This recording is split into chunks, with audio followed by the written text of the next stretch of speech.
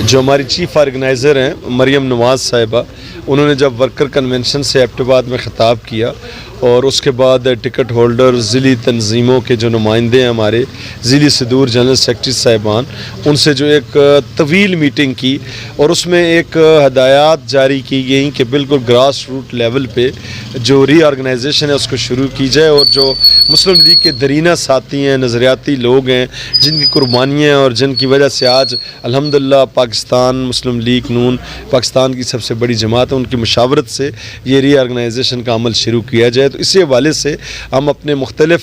PF में मैंने जलसे किए हैं, वर्कर्स कन्वेंशन किए हैं और अब जो सिटी लेवल की और कैंट लेवल की जो तंजीमें हैं उन मशावरती अमल जारी है।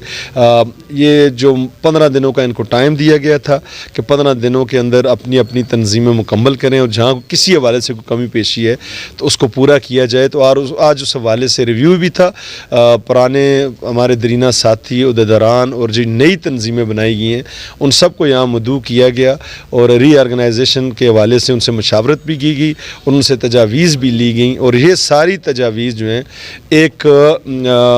रिकमेंडेशंस की सूरत में सूबा जो है वो अपनी चीफ़ ऑर्गेनाइज़र को भेजेगा, इसकी हमें हिदायत की गई।